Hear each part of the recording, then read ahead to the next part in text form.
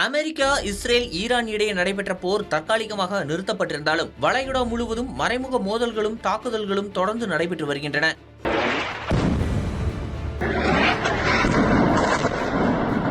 20% கச்சா எண்ணெய் வர்த்தகம் நடைபெறும் ஹார்முஸ் நீரிணையில் அமெரிக்காவும் ஈரானும் தங்கள் கட்டுப்பாட்டை நிலைநாட்டும் போட்டியில் ஈடுபட்டு வருகிறது. இதனால் உலகளவில் பொருளாதாரம் சீர்குலைந்துள்ளது. போரை நிரந்தரமாக முடிவுக்கு கொண்டு வருவதற்கான பேச்சுவார்த்தைகள் இழுபறியாகவே இருந்து வந்தது. பேச்சுவார்த்தைகளுக்கு பாகிஸ்தான் மத்தியஸ்தராக செயல்பட்டு வந்தது. இப்பேச்சுவார்த்தையில் ஈரானிடம் இருக்கும் செறிவூட்டப்பட்ட யுரேனியத்தை தங்களிடம் ஒப்படைக்க வேண்டும் என்பது அமெரிக்காவின் பிரதான கோரிக்கையாக இருந்தது. அதனை ஈரான் ஒத்துக்கொள்ளாததால் பேச்சுவார்த்தையில் எந்த முடிவும் எட்டப்படாமலேயே இருந்து வந்தது. இந்த நிலையில் மேற்காசிய மோதலை முடிவுக்கு கொண்டு வர போர் நடவடிக்கைகளை நிறுத்தி ஹார்முஸ் ஜலசந்தியை மீண்டும் திறக்க அமெரிக்கா மற்றும் ஈரான் ஒப்பந்தத்தை இறுதிப்படுத்தும் நிலையில் இருப்பதாக டொனால்ட் ட்ரம்ப் தெரிவித்திருந்தார்.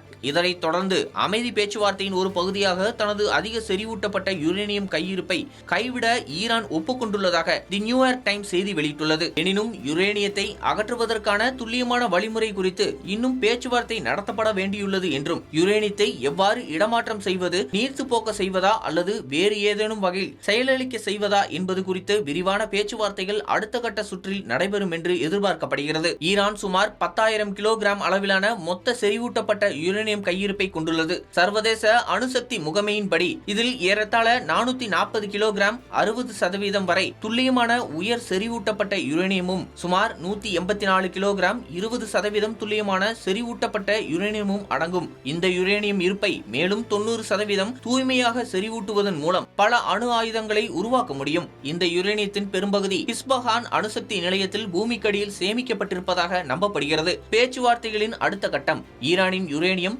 செறிவூட்டல் திட்டத்தின் எதிர்காலம் குறித்தும் கவனம் செலுத்தும் என எதிர்பார்க்கப்படுகிறது. செறிவூட்டல் நடவடிக்கைகளுக்கு நீண்டகால தடை விதிக்க அமெரிக்கா கோரியுள்ளதாக கூறப்படும் நிலையில் ஈரான் கணிசமாக குறுகிய காலக்கெடுவை கூறியுள்ளதாக தெரிகிறது. முன்மொழியப்பட்ட இந்த ஒப்பந்தத்தில் வெளிநாடுகளில் முடக்கப்பட்டுள்ள பில்லியன் கணக்கான டாலர் மதிப்பிலான ஈரானிய சொத்துக்களை விடுவிப்பதும் அடங்கும் என எதிர்பார்க்கப்படுகிறது.